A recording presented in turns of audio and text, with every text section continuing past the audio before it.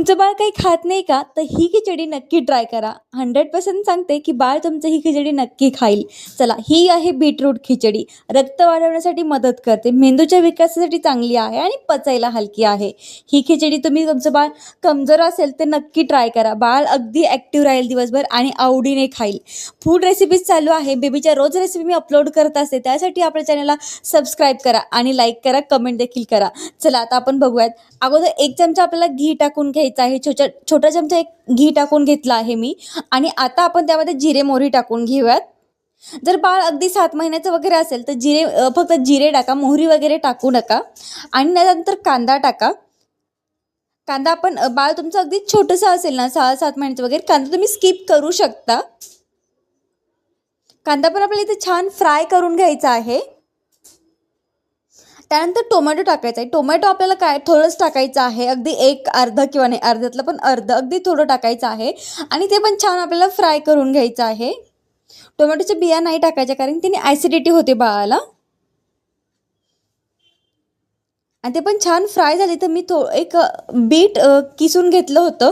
2 ते 3 चमचा आपल्याला इथं बीट टाकून घ्यायचं. छोटे चमचे जो पोहे खायचे चमचे असतो आपल्याला तेवढे. आणि ते पण छान फ्राय करून घ्यायचं, जेणेकरून त्याचा वास जाईल. आणि त्यानंतर मी याच्यामध्ये टाकलं आहे मसूर डाळ आणि धुतलेले तांदूळ थोडेसे. आणि 1-2 ग्लास पाणी आपल्याला टाकून घ्यायचं आहे. बीटरूटमध्ये नैसर्गिक लोह भरपूर असतं. बाळाला रक्ताची कमतरता, ॲनेमिया होऊ नये यासाठी मदत होते. मेंदूच्या विकासासाठी चांगला आहे. मसूर डाळीमध्ये प्रथिने आणि फोलेट असते. मेंदूची वाढ आणि शरीराच्या विकासासाठी उपयुक्त आहे. खिचडी मऊ आणि छान मॅश करून आपल्याला बाळाला द्यायची आहे. इथे 2 ते 3 शिट्ट्या मी करून घेतलेल्या आहेत. टोमॅटो का टाकायचे? टोमॅटोमध्ये व्हिटॅमिन सी असते. सर्दी, खोकला व इन्फेक्शनपासून संरक्षण मिळण्यास मदत ठरते.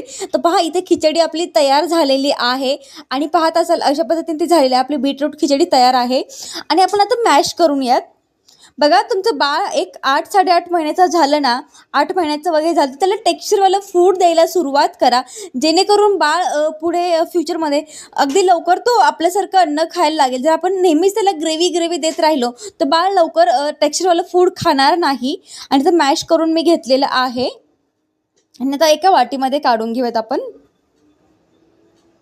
आणि आपली खिचडी बेबीला देण्यासाठी रेडी आहे. माझं बाळ अशा टेक्स्चरवालं फूड खाते, म्हणून ही मी अशा टेक्स्चरवालं बनवलं आहे. तुमचं बाळ अजून एवढं टेक्स्चरवालं खात नसेल तर अजून जास्त पाणी ॲड करा. अजून म्हणजे असतं ना, ज्याला मिक्सरमधून पण तुम्ही काढू शकता, 7 महिन्याचा बेबी वगैरे असेल तर. किंवा मग तुम्ही ह्याला अजून मॅश करू शकता. चला, हा व्हिडिओ कसा वाटला मला नक्की सांगा कमेंटमध्ये. आणि ही बाळाला खिचडी नक्की ट्राय करा. चॅनल जरूर सबस्क्राईब करा. बाय, भेटूयात नेक्स्ट व्हिडिओ.